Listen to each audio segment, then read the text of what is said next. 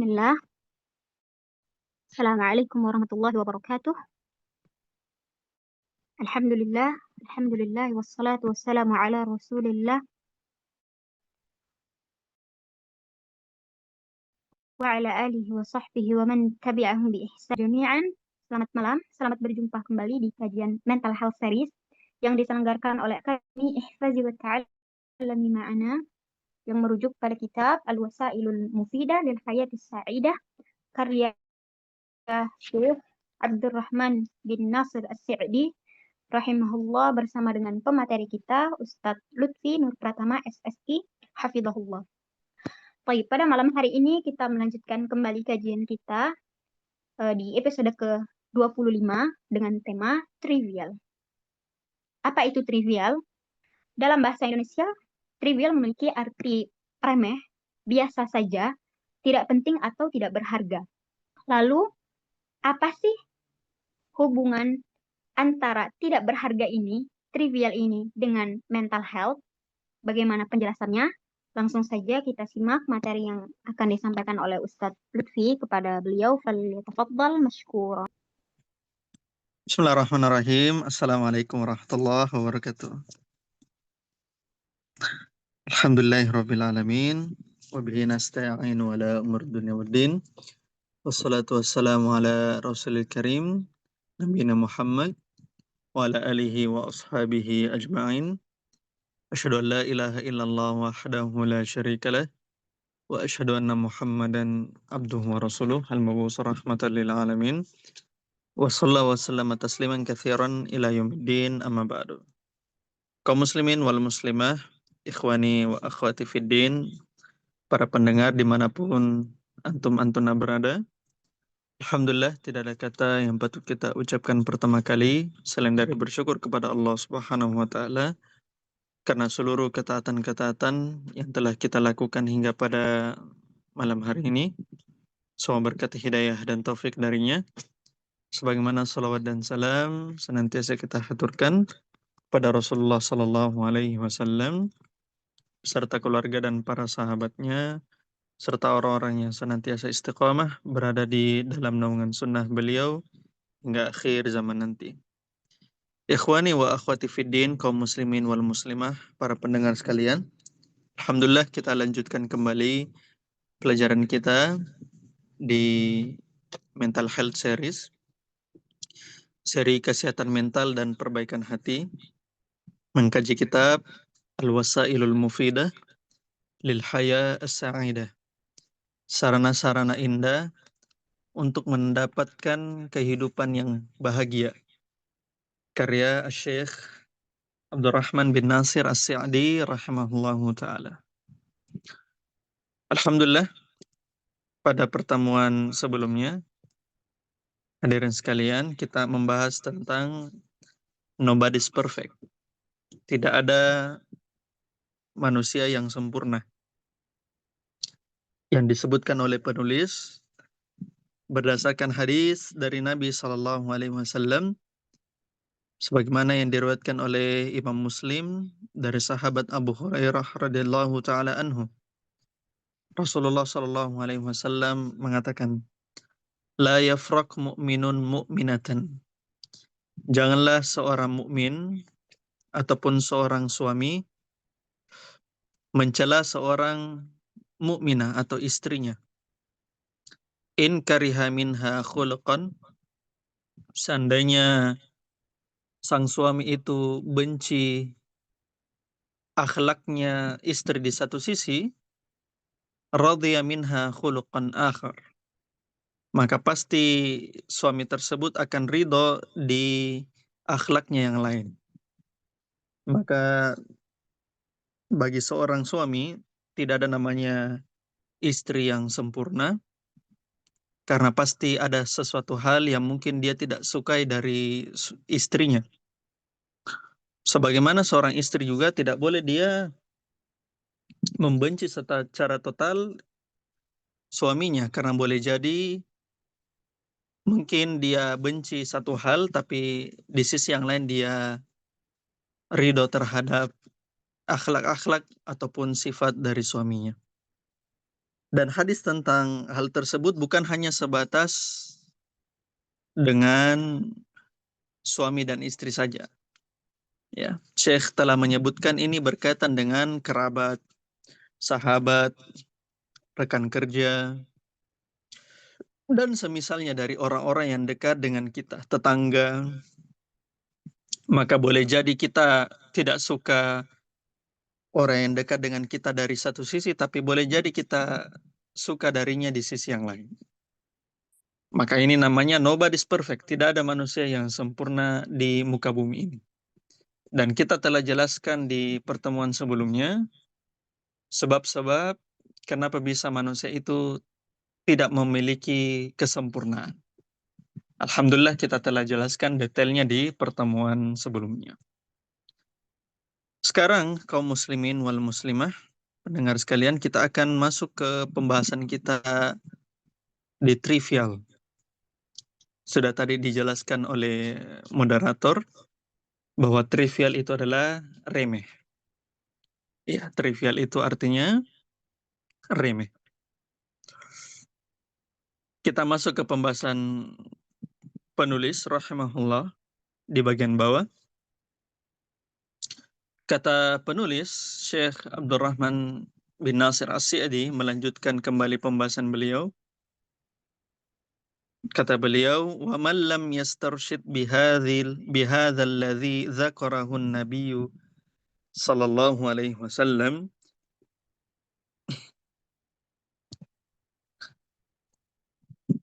Artinya siapa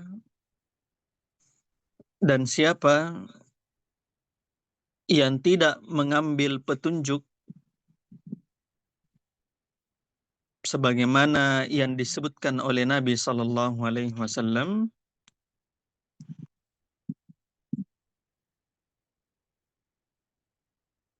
jadi siapa yang tidak mengambil petunjuk sebagaimana yang disebutkan oleh Nabi sallallahu alaihi wasallam, ya maksudnya petunjuk dari hadis yang sudah disebutkan penulis yang tadi kita sebutkan.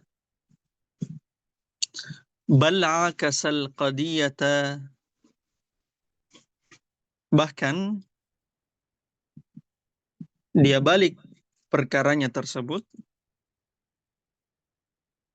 artinya dia tidak mengikuti petunjuk Nabi dan dia berbuat hal yang berbanding terbalik darinya. Falahadhul masawiyah, maka dia akan merasakan kesulitan. Wa amiya 'anil mahasin, dan dia akan buta dari kebaikan-kebaikan. Artinya dia tidak dapat memperoleh kebaikan-kebaikan. Fala budda ayyaqlaqa, dan pasti akan merasakan kegundahan.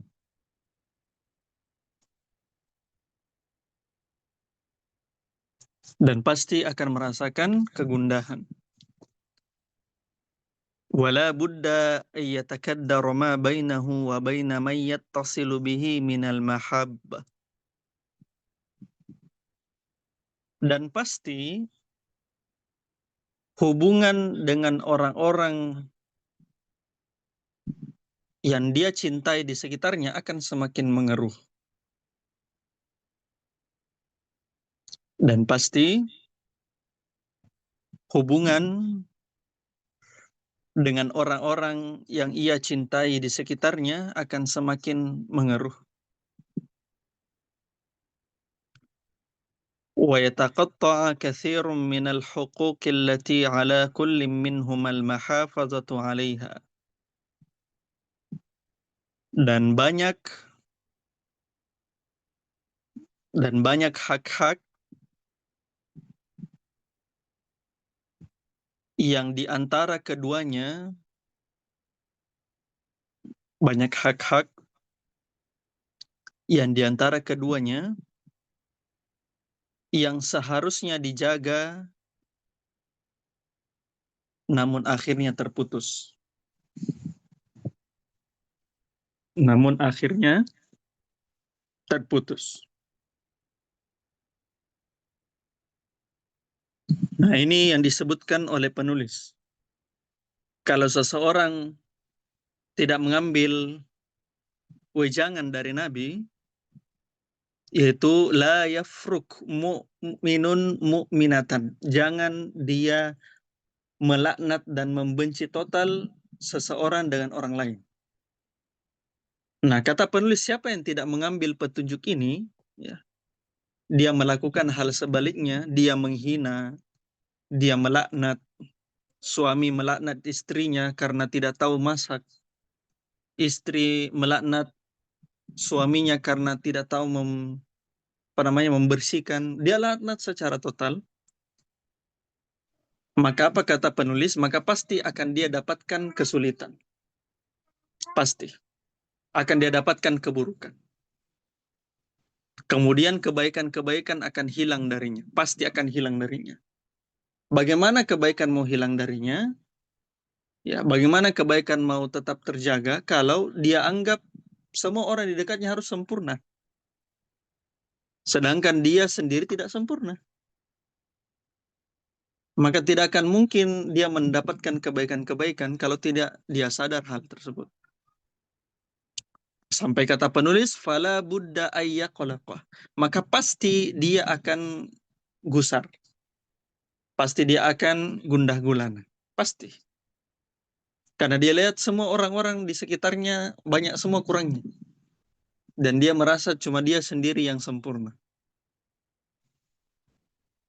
Nah, kata penulis juga, maka pasti orang-orang yang dia temani komunikasi, ya, baik kerabatnya, ya, baik orang-orang yang dia cintai, ya, baik itu antara orang tua dengan anak, istri dengan suami, maka pasti akan berkeruh. Pasti akan keruh karena itu.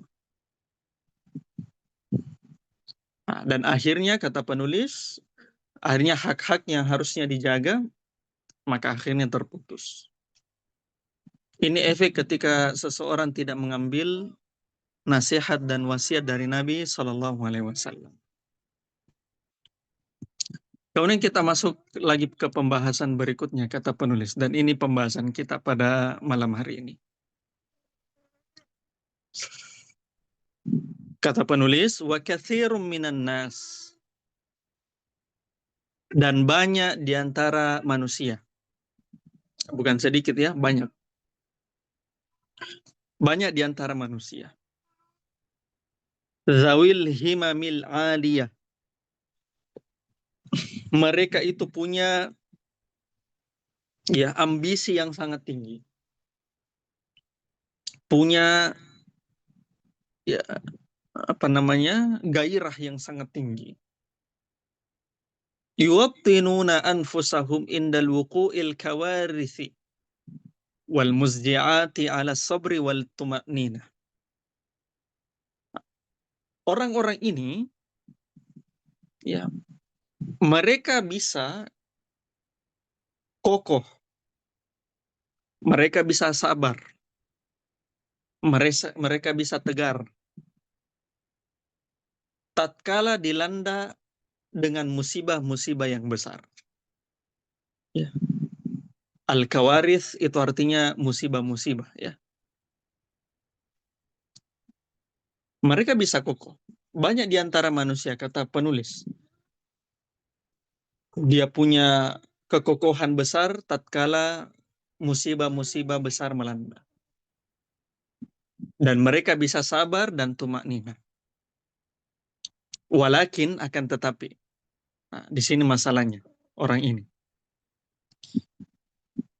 Akan tetapi, kata penulis, indal umuri tafihatil basitati, akan tetapi pada hal-hal yang kecil, pada hal-hal yang remeh, pada hal-hal yang, ya, kita anggap remeh-temeh, yaqlaquna, mereka cepat sekali gusar. Mereka cepat sekali gundah gulana. wa yatakaddarus safa, dan keikhlasannya, ya, ketulusannya menjadi keruh. Ya, kata penulis di sini, ada orang yang punya daya tahan, ya, daya banting terhadap musibah-musibah yang besar. Kalau dikasih musibah kematian, tahan dia terhadap musibah tersebut.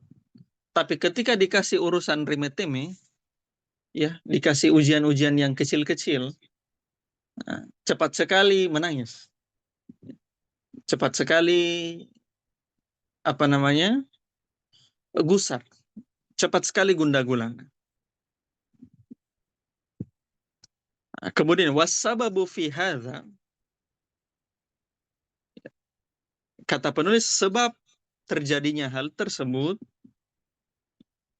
annahum wattanu nufusahum indal umuril kibar wa tarakuha indal umuris sighar.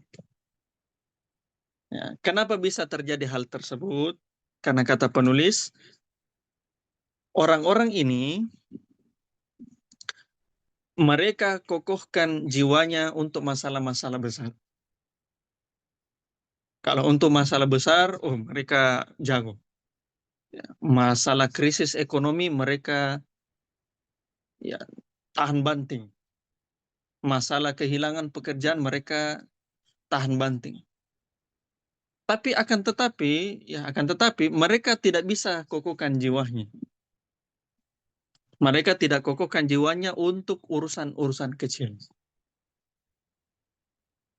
Untuk urusan remeh-temeh. Untuk urusan remeh-temeh.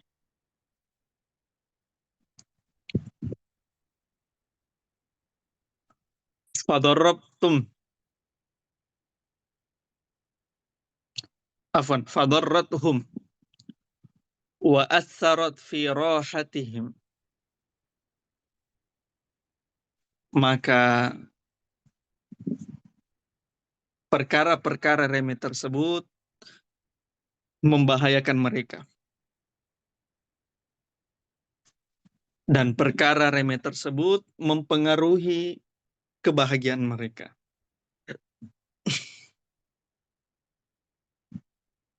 Ya, jadi di sini penulis bahas tentang urusan hal remeh-temeh yang bisa membuat orang sampai tidak bahagia.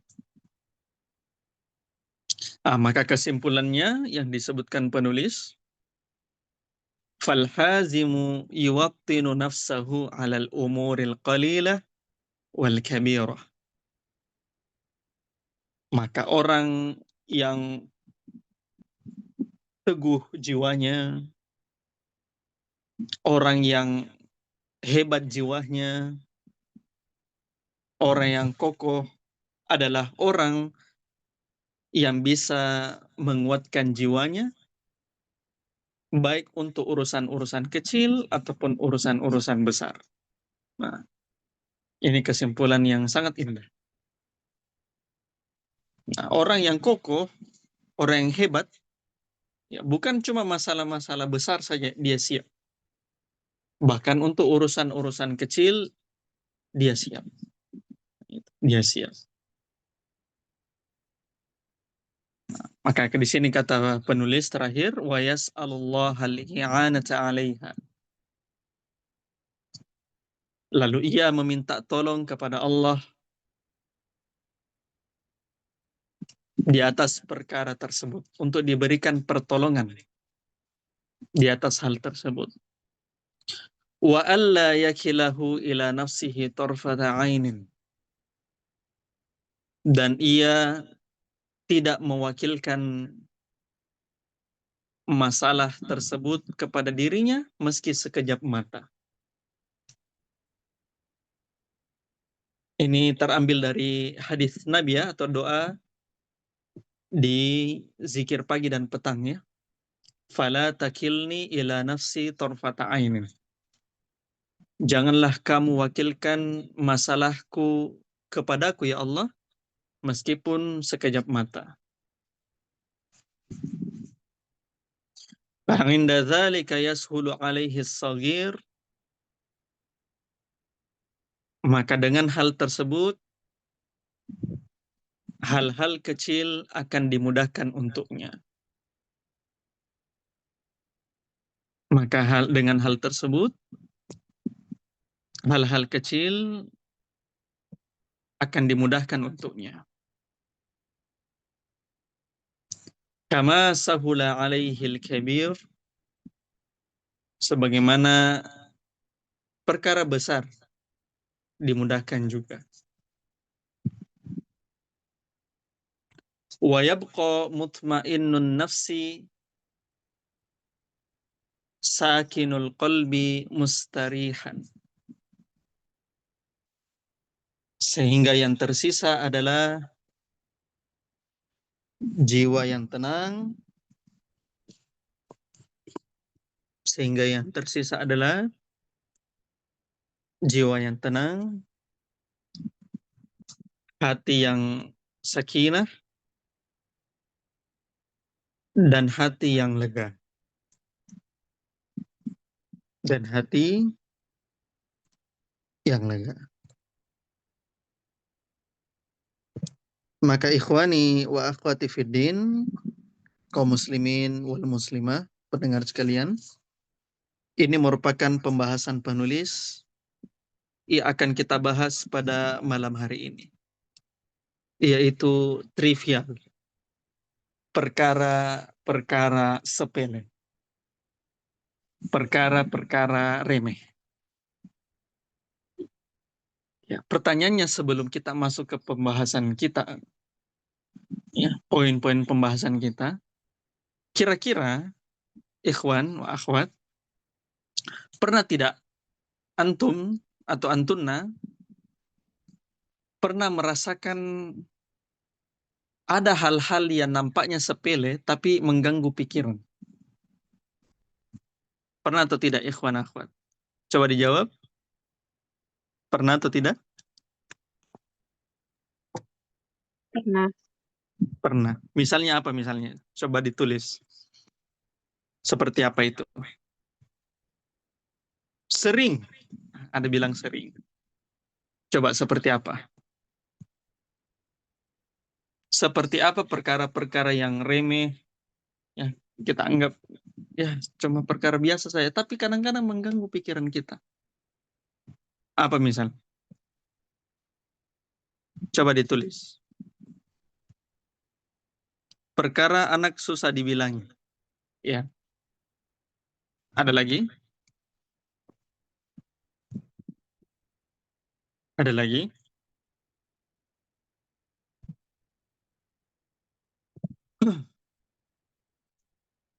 Saya kasih pendekatan misalnya. Ada yang di sini yang pernah kehilangan kunci motor? Ada pernah kehilangan kunci motor? Sering. Lupa taruh, ya. Sering ya. Kita kadang-kadang barang-barang kita hilang pas kita taruh. Contoh kunci motor. Dan lucunya, ya, kunci motor kalau tidak dicari ketemu. Tapi pas dicari tidak ketemu-ketemu. Nah, itu kadang-kadang yang bikin kita jengkel. Ya. Itu contoh hal-hal yang sederhana. Misalnya juga, ya misalnya akhwat ya, sering dapatkan misalnya kalau pergi ke pesta mungkin atau ada acara, mungkin punya kebaya atau punya abaya begitu, sudah disetrika, tiba-tiba ujung lipatannya kusut. Nah, pernah rasakan hal seperti begitu? Ya, ujung lipatan kusut lah, atau terkena noda sedikit lah. Kadang-kadang mungkin kita anggap itu hal remeh, tapi kadang-kadang itu mengganggu pikiran kita. Betul tidak? Iya kan? Nah, hal-hal lipatan setrika ini yang kita anggap remeh-temeh, justru itu yang membuat kita tidak bahagia. Atau misalnya kita dapatkan komentar netizen.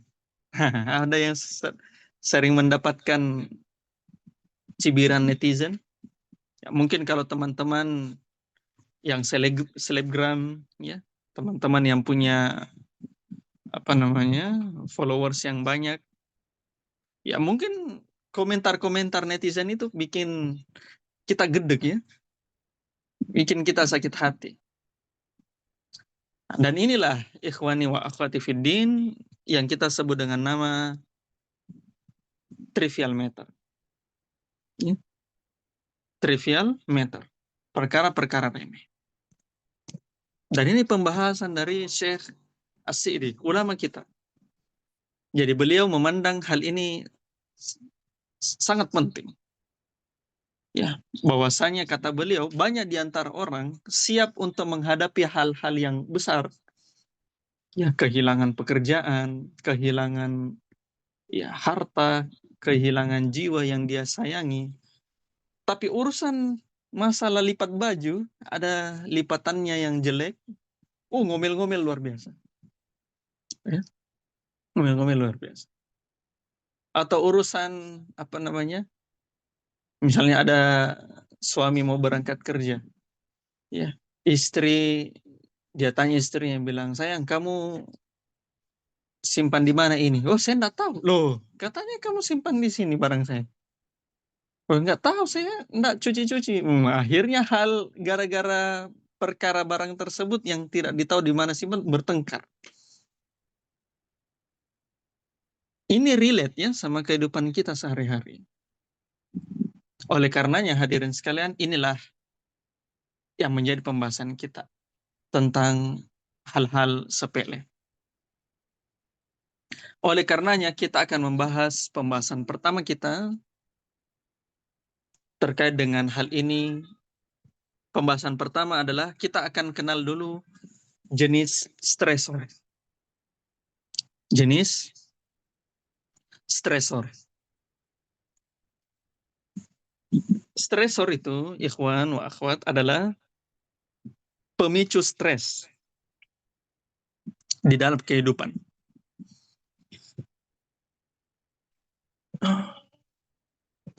Yang dimana pemicu stres dalam kehidupan itu ada beberapa macam.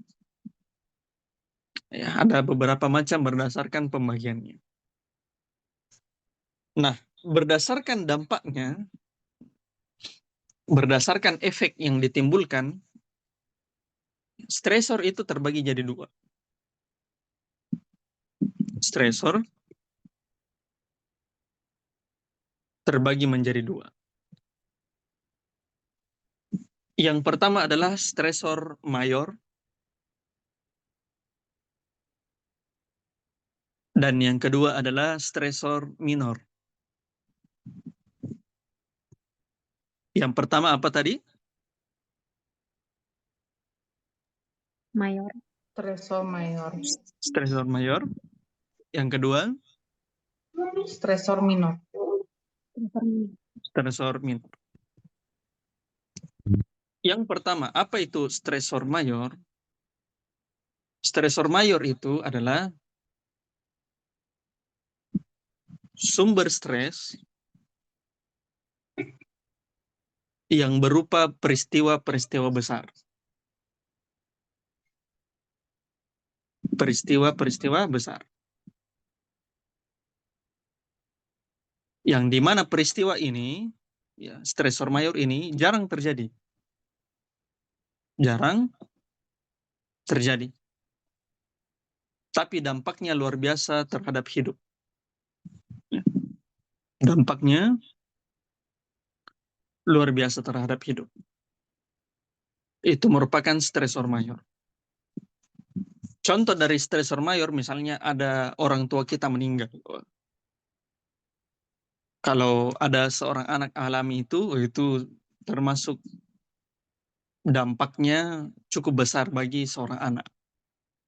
Ada orang tuanya meninggal, atau ada orang tuanya kecelakaan, atau anaknya kecelakaan. Itu dampaknya cukup besar. Meskipun kita memahami, hadirin sekalian, bahwasanya stresor mayor ini jarang terjadi. Ya. Tapi pada saat dia terjadi itu efeknya cukup besar. Ya. Efeknya cukup besar. Dan ini kita bahas di pertemuan-pertemuan sebelumnya. Oleh karenanya Nabi SAW mengatakan, ya, innamas sabru inda sodmatil ula. Sesungguhnya sabar, ya, sabar itu dihitung pada saat hantaman yang pertama. Hantaman yang pertama. Nah, hadis ini ceritanya tentang Nabi SAW bertemu seorang perempuan di sebuah kuburan. Ya, perempuan ini menangis dan ya, menangis mengeluarkan air mata, sedih. Nah, ternyata kuburan tersebut isinya adalah anaknya, anak dari perempuan ini. Maka Nabi SAW memberikan nasihat kepada perempuan ini. Ittaqillah ya fulana. Bertakwalah kepada Allah wahai fulana. Perempuan ini, sahabiah ini, dia bilang, kamu tidak tahu apa yang saya rasakan. Ya.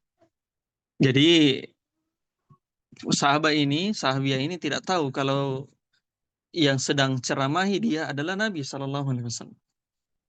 Maka sahabiah ini mengatakan, kamu tidak mengerti apa yang saya rasakan. Kan biasa kita begitu ya.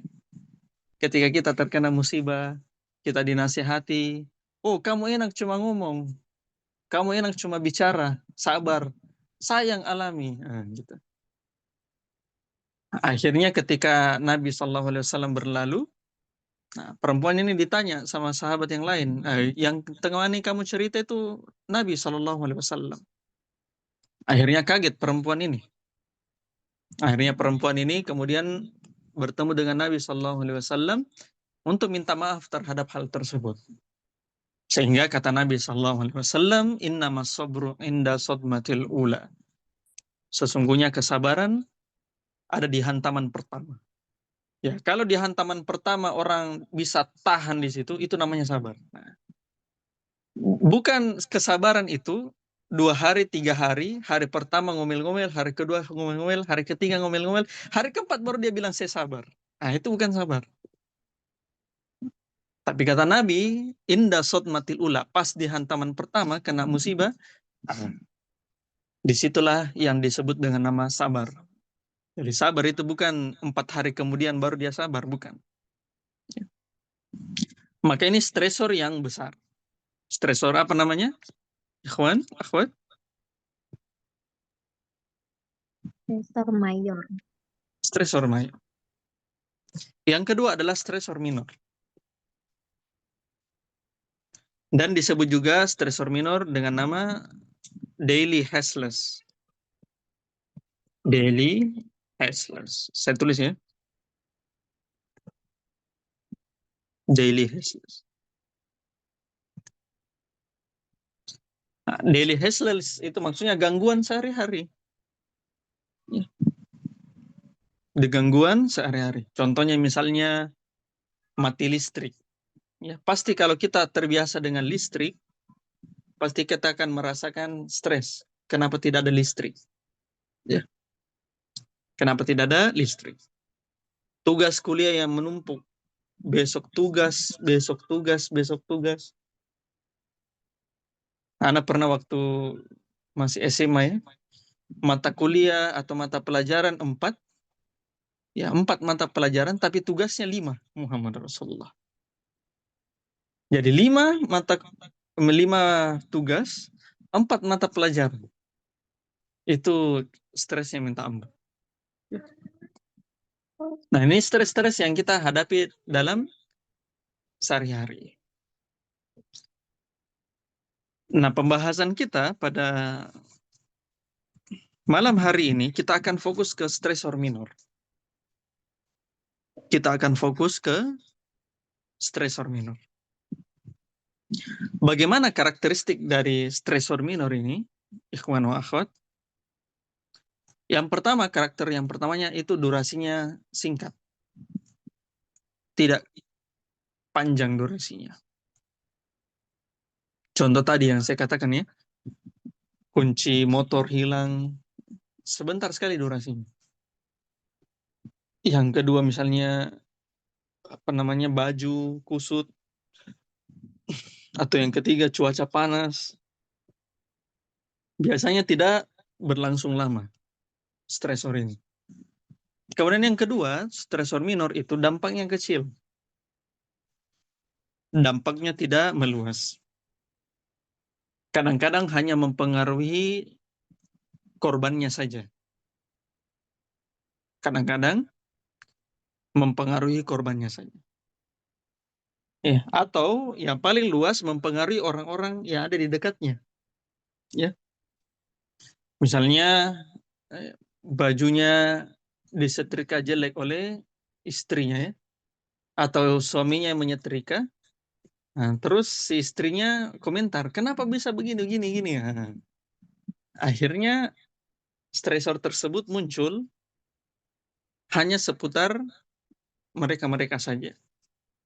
Artinya dampaknya tidak terlalu besar dan masif. Kemudian karakter berikutnya, stresor minor ini tidak bisa dihindari kadang-kadang. Karena dalam kehidupan, kalau kita mau positif-positif terus itu mustahil namanya. Pasti akan ada saja celah. Akan ada saja di mana kita lupa, akan ada saatnya di mana kita keliru, akan ada saatnya orang di mana keliru, sehingga stresor minor ini hampir dipastikan tidak bisa dihindari. Rumah berantakan, ya, rumah berantakan. Nah, tiba-tiba kita stres lihat rumah berantakan. Kenapa begini, begini, begini? Termasuk komentar-komentar manusia yang ada di sosial media. Ya, masa kita mau ikuti atau manusia mau ikuti keinginan kita? Tidak mungkin.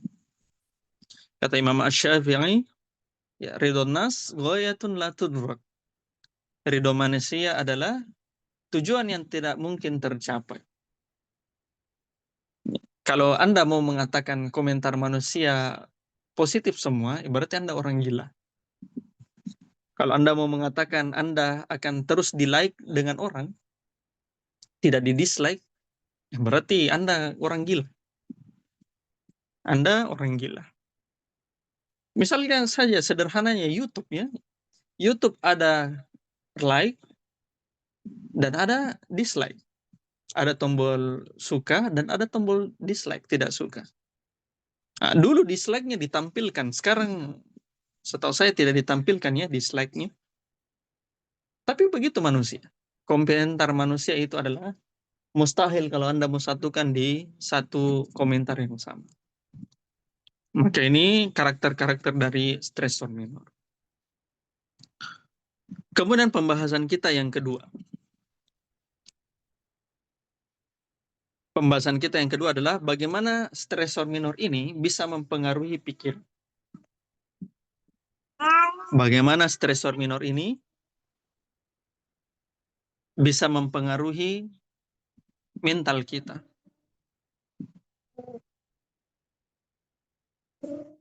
Bisa mempengaruhi mental kita. Nah, ini sambil Ana ngajar, ya, Ana sudah punya stresor minor ini. Di samping Ana ada kucing. Ngomel-ngomel terus dari tadi nih. Ngomel-ngomel terus. Dari pagi sampai malam ngomel-ngomel terus. Nah, bagaimana stresor minor mempengaruhi pikiran kita? Ikhwani fiddin. Yang pertama, otak itu memiliki namanya negative bias. Negative bias. Saya tulis, ya.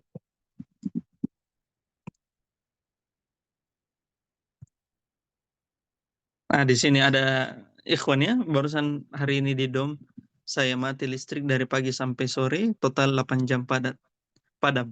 Kerjaan benaran terkendala, stres parah. Ya, alhamdulillah ala kulli hal. Negative bias. Kita kembali ke topiknya tadi.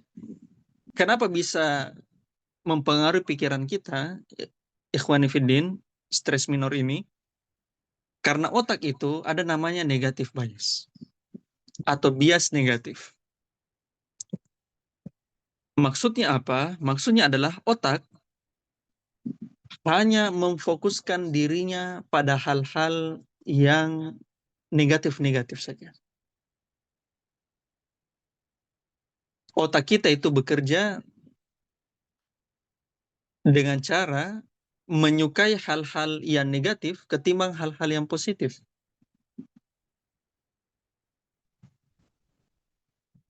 Begitu cara kerja otaknya, cara kerja alaminya. Makanya kadang-kadang kalau kita berbuat sama orang dengan kebaikan-kebaikan, ya banyak kita kasihkan orang, banyak kita kasihkan. Tapi ketika kita buat salah satu orang, salah saja satu kali sama orang ini, maka yang lebih diingat ikhwan akhwat yang mana? Kebaikan kita atau keburukan kita?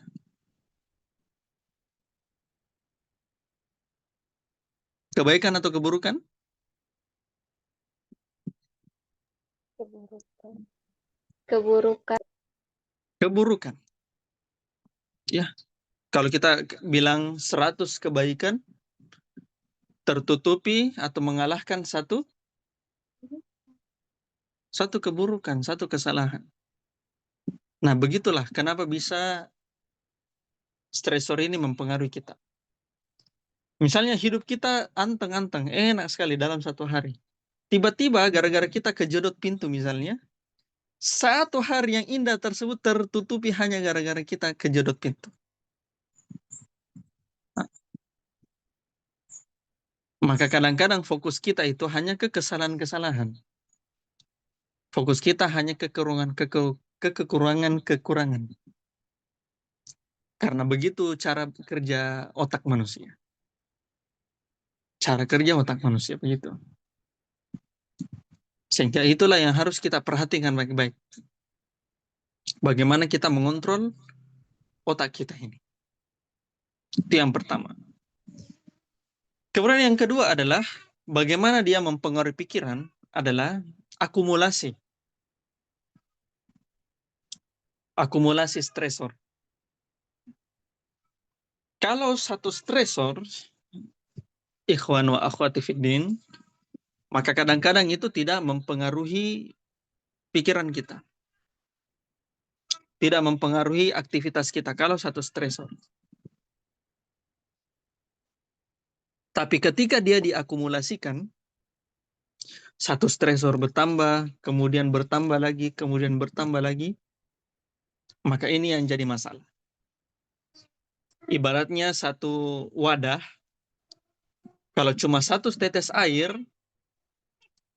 maka mungkin tidak ada masalah untuk kita. Tapi coba kalau tetesannya berkali-kali.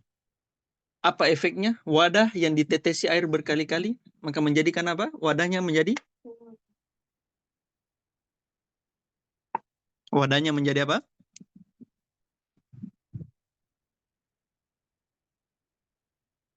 Wadahnya menjadi apa? Penuh. Kotor. Apa? Penuh. Penuh. Wadahnya menjadi penuh. Kalau satu stresor yang masuk ke kita mungkin tidak mempengaruhi, tapi ketika akumulasi stresor tersebut ada, maka ini yang jadi masalah. Contoh misalnya, yang tadi disebutkan oleh ikhwan ya, mati listrik. Ya. Kalau mati listrik saja, mungkin itu tidak ada masalah. Ya namanya mati listrik wajar. PLN mungkin lagi kerja perbaikan. Tapi kalau sudah ada stresor berikutnya, itu yang jadi masalah. Sudah mati listrik, apa efek berikutnya? Ikhwan akhwat? Apa berikutnya? Kalau sudah mati listrik? Dijawab.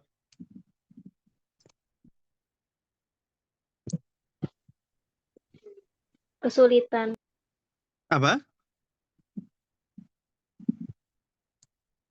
Apa efeknya? Kalau orang sudah mati listrik, cuaca panas bagus. Ahsan. Apa lagi? Nggak bisa masak nasi, Ustaz. Tidak bisa masak. Apa lagi? Cucian menumpuk. Apa lagi? Air Tidak. tidak ngalir. Apa lagi? Lampu tidak menyala. Iya, lampu tidak menyala karena listrik ya. Apa lagi? Kerjaan yang harusnya menggunakan laptop, menggunakan komputer, tidak bisa nyala gara-gara tidak ada listrik. Bayangkan, cuma satu stresor, tapi ketika semua berkumpul, akhirnya meledak. Ya, meledak. Ya, HP lowbat nggak bisa dicas. Ya. Semua yang bersifat ya yang baru tidak bisa diakses. Kembali ke purba. Kembali ke purba. Nggak bisa mandi. Apalagi nggak bisa mandi. Ana pernah ya, saya tinggal di Morowali ya, di Sulawesi Tengah. Di sana kebetulan masih baru. Ana pernah merasakan mati lampu. Ya. Saya pernah punya kelas bahasa Arab. Ya, kelas punya bahasa Arab. Saya tanya ke sama teman-teman. Di sana antum semua ya sekitar 30-an orang ya, kelas online. Saya tanya bilang, antum semua pernah merasakan mati lampu berapa lama? Ada yang menjawab, saya Ustadz di Lombok. Berapa hari di Lombok? Dia bilang 3 hari, 3 malam. Karena efek gempa bumi. Oh, 3 hari 3 malam, alhamdulillah. Ya, terus saya bilang, antum tahu saya sekarang mati lampunya sudah ke berapa hari? Ana sekarang mati lampunya sudah hari ke-7. Hari ke-7. Hari ke-7 saya mengalami mati lampu. Ya. Syukurnya air, ya ikhwan, di sana airnya itu dari gunung, jadi makanya airnya ngalir terus. Jadi masih bisa mandi dan seterusnya. Tapi kalau listrik, jangan harap. Ana pernah paling lama itu 7 hari. Listrik nggak mati-mati. Listrik nggak hidup-hidup. Karena ada kerusakan ya. Ya loh, memang seperti begitu. Mau gimana lagi? Nah, maka inilah apa namanya akumulasi stresor kita. Itulah yang mempengaruhi cara kerja pikiran. Kemudian berikutnya, bagaimana stresor minor mempengaruhi pikiran kita? Ada yang disebut dengan nama kapasitas perhatian.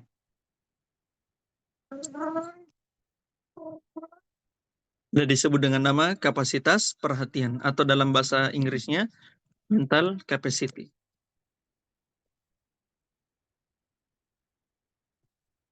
Atau attraction capacity.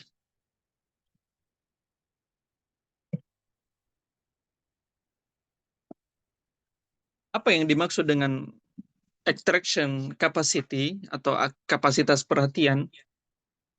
Yaitu sejauh mana atau sebesar apa memori kita atau otak kita bereaksi terhadap sebuah masalah. Seberapa besar memori kita atau otak kita bereaksi terhadap sebuah masalah atau tugas.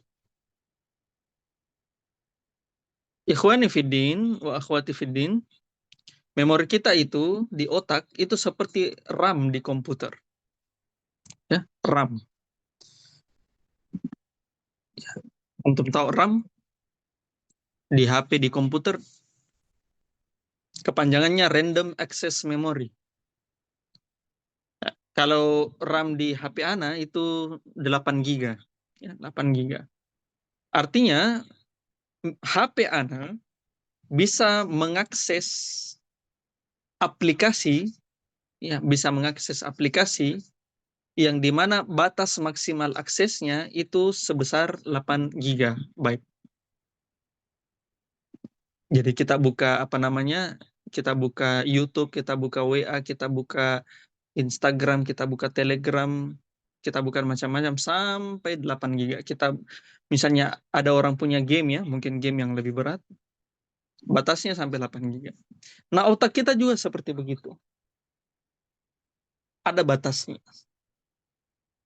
Maka ketika seseorang memberikan perhatiannya lebih pada hal-hal kecil, masalah kecil, maka ini bisa menjadi berpengaruh pada kegiatannya.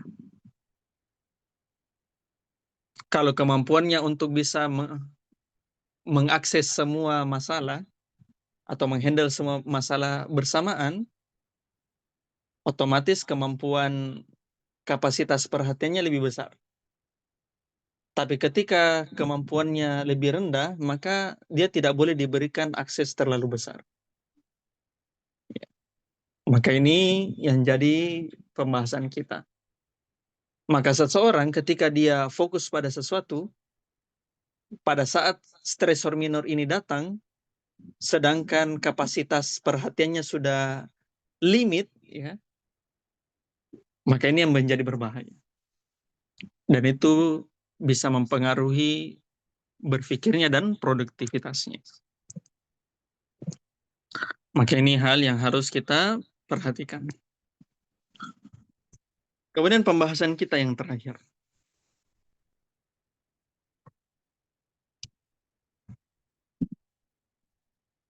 Setelah kita mengetahui stresor minor itu apa, dan pengaruhnya terhadap pikiran kita, sekarang kita akan membahas bagaimana cara meminimalisir stresor minor.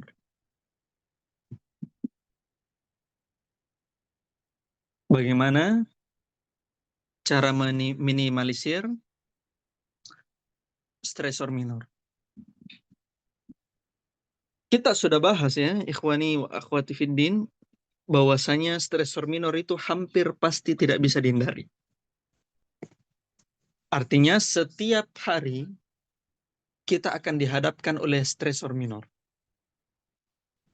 Setiap hari kita akan dihadapkan pada stresor minor. Minimal pada saat bangun tidur, ya kita sulit untuk bangun, ya mager berat untuk beraktivitas, itu sudah stresor minor. Maka stresor minor hampir bisa dipastikan tidak dapat dihindari. Yang kita lakukan adalah bagaimana cara meminimalisirnya. Yang pertama adalah mindfulness. Mindfulness. Mindfulness. Yaitu seorang harus sadari dia siapa, sadari dia itu hamba Allah, kemudian dia sadari bagaimana sensasi dari emosi tersebut, kemudian dia rasakan emosi tersebut, dia ada dalam hatinya, pikirannya, kemudian dia biarkan lewat. Kemudian dia biarkan lewat.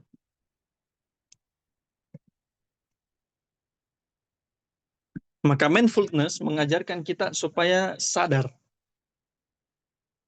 diri Anda itu sedang dalam kondisi marah. Anda sedang dalam kondisi yang kurang mood gara-gara masalah-masalah sepele. Maka ketika hal tersebut terjadi, maka biarkan. Ya, rasakan hal tersebut. Anda sedang marah. Ketika Anda merasakannya, maka Anda biarkan rasa marah tersebut lewat di hati Anda. Biarkan. Jangan bereaksi terhadap rasa marah. Karena itulah yang syaitan mau. Artinya bahwasanya rasa marah tersebut dibiarkan melintas. Dibiarkan melintas.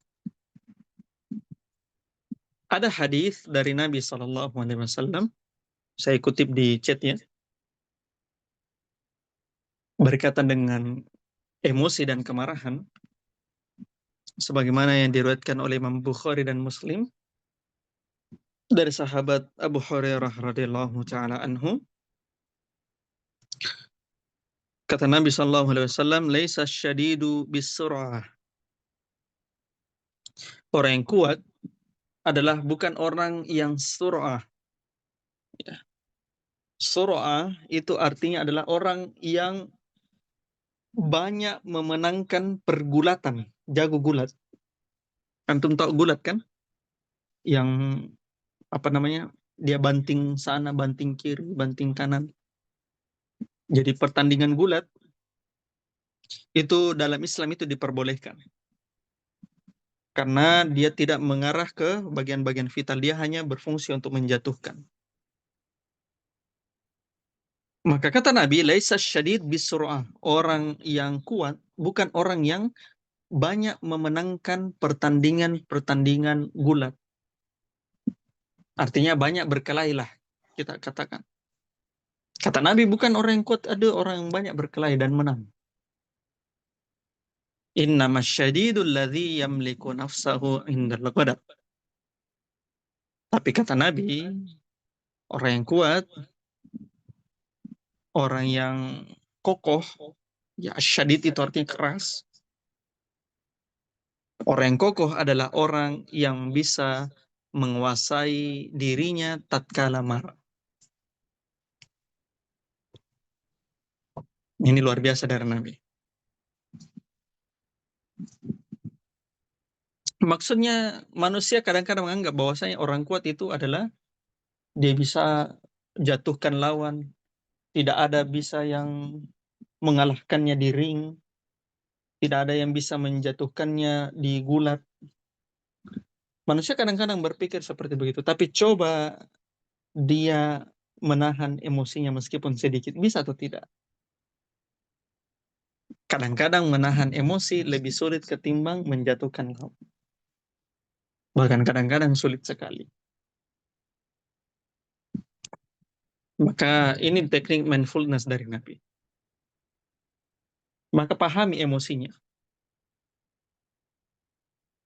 Biarkan aliran emosi tersebut ada dalam pikiran, ada dalam hati, dan tidak direspon. Dan tidak direspon. Itu yang pertama. Kemudian yang kedua adalah cara meminimalisir adalah selective attention. Saya tulis ya. Selective attention.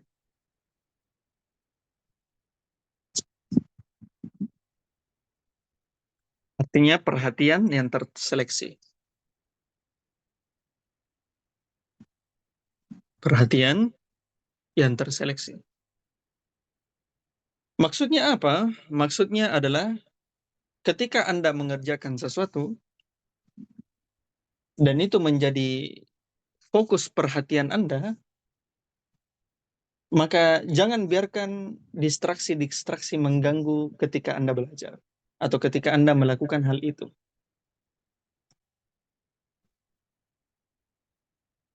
Fokus pada hal-hal yang relevan yang sedang kita kerjakan. Fokus dengan hal-hal yang penting yang sedang kita targetkan. Maka orang yang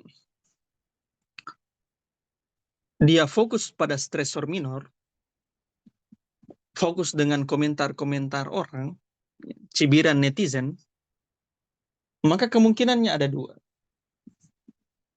Kemungkinan pertama adalah dia tidak punya target hidup. Karena bagaimana caranya dia bisa capai tujuan target hidupnya kalau stresor minor yang dia perhatikan terus.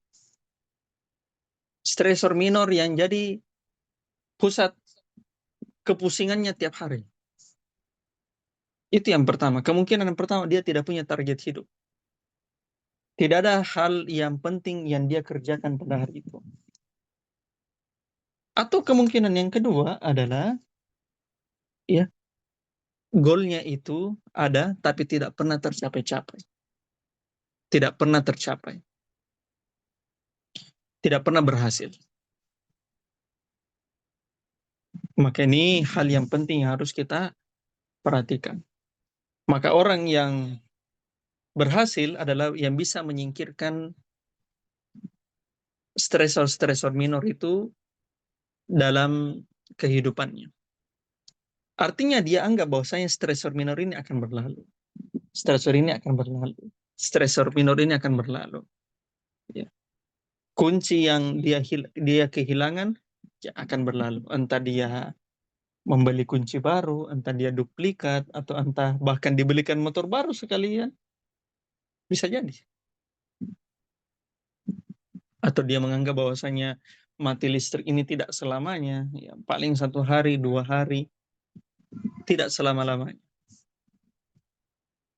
Fokuskan pada apa yang sedang kita lakukan. Bukan pada gangguan-gangguan yang datang terus-menerus tiap hari. Itu kiat yang kedua. Kemudian kiat yang terakhir adalah kiat terakhir kita adalah buat batasan.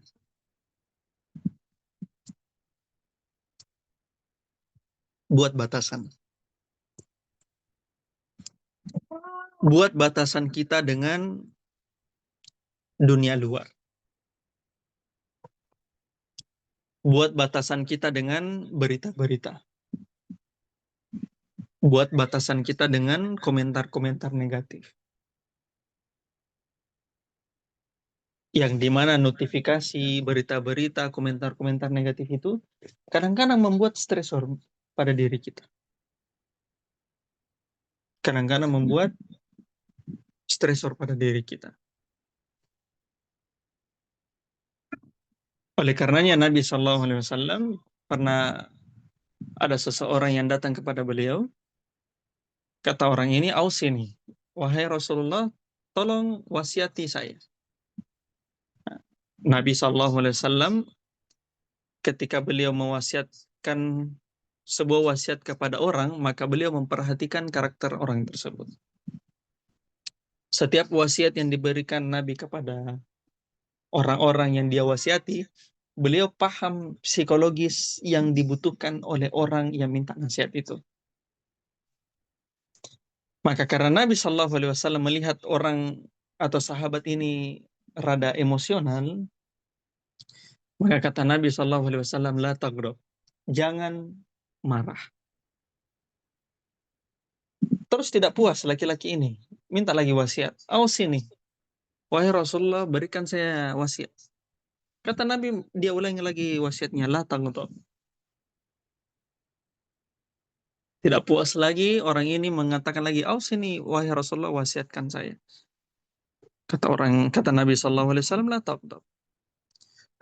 Jangan marah.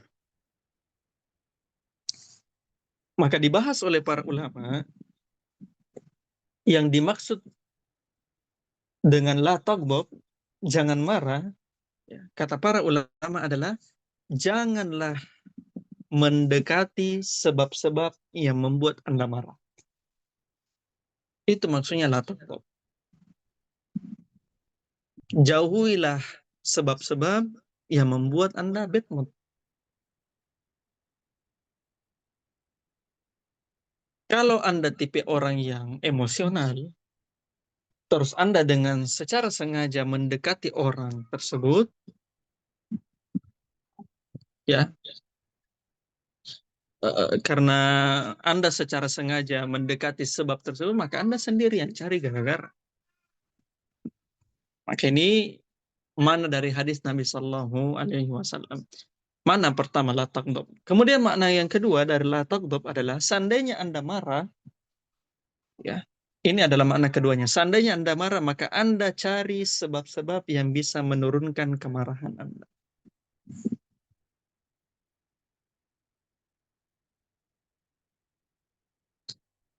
Jadi ketika Anda sudah marah, maka jauhilah sebab-sebab yang bisa membuat kemarahan Anda semakin memuncak. Cari sebab-sebab yang membuat kemarahan Anda berkurang. Maka ini adalah wasiat dari Nabi SAW. Maka seseorang ketika ingin meminimalisir stresor minor, maka hal yang paling dia pastikan bahwasanya dia batasi komentar tersebut. Dia batasi berita-berita yang bisa membuat dia bad mood. bisa membuat dia tidak baik hari-hari. Nah, itulah kenapa sekalian ya, ikhwani wa akhwati fiddin, ya generasi-generasi sekarang itu rentan untuk mengalami gangguan kejiwaan, permasalahan dengan mental. Karena kenapa? Notifikasi-notifikasi tersebut selalu datang. Yang jelek selalu datang, yang jelek selalu datang, yang jelek selalu datang. Akhirnya belum menginjak usia dewasa, ya, dia sudah disuruh memikir hal-hal yang lebih besar tentang Indonesia lah, tentang dunia lah. Ya, berpikir tentang Indonesia bagus, berpikir tentang dunia bagus, tapi dia sampai membuatnya sebagai titik stres, ini jadi masalah. Itulah kenapa bisa banyak dari generasi-generasi kita sekarang mengalami masalah mental, karena masalah pemicu-pemicu yang dia dekati. Mungkin di awalnya bukan tipe orang yang respon terhadap stresor minor, ya, tapi karena paparan terus, dipapar terus dengan komentar-komentar negatif, dengan stresor baru setiap hari, itulah yang membuat dirinya menjadi orang yang tidak bahagia. Maka ini hal yang perlu kita perhatikan sebagai kaum muslimin wal muslimah. Maka kesimpulan kita adalah kita meminta kepada Allah Subhanahu wa taala untuk hal tersebut, sebagaimana kata penulis, kita menempuh sebab-sebab yang sudah kita berikan, dan janganlah dia mewakilkan atau menyerahkan urusannya kepada orang lain, kepada dirinya sendiri, meskipun sekejap mata. Dia wakilkan urusannya tersebut kepada Allah Ta'ala. Maka, kata penulis di akhir pembahasannya, maka hal-hal remeh tersebut akan mudah baginya, sebagaimana hal-hal yang besar akan mudah baginya. Sehingga ketenangan jiwa dia dapatkan, ketenangan hati, dan kebahagiaan hati juga dia bisa dapatkan. Allahu ta'ala alam bisawab. Alhamdulillah, selesai pembahasan kita pada malam hari ini. Jika ada yang mau bertanya, kami persilakan. Allahu ta'ala alam bisawab. Saya kembalikan ke moderator.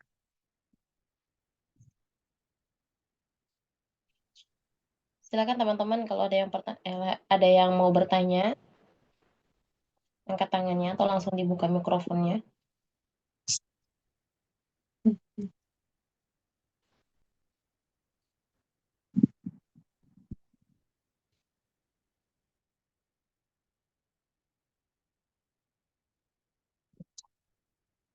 Kita cukupkan mungkin ya.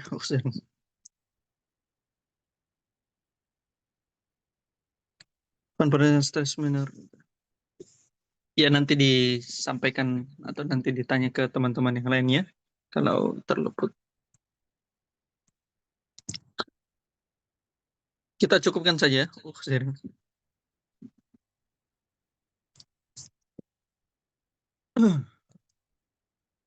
Baik ikhwani wa akhwati fiddin, pendengar sekalian, alhamdulillah selesai pembahasan kita pada malam hari ini. Insyaallah kita akan lanjutkan kembali pembahasan kita di pekan berikutnya ya, bismillah ta'ala. Dengan materi yang kurang lebih tersisa 5 pertemuan lagi ya, bismillah ta'ala. Alhamdulillah. Nasallahu ta'ala yanfa'ana mimma lamana, innahu waliyyu dzalika wal qadiru alaih. Semoga Allah Subhanahu wa taala memberikan kemanfaatan terhadap apa yang dia ajarkan kepada kita. Sesungguhnya dia adalah wali terhadap tersebut dan maha mampu terhadapnya.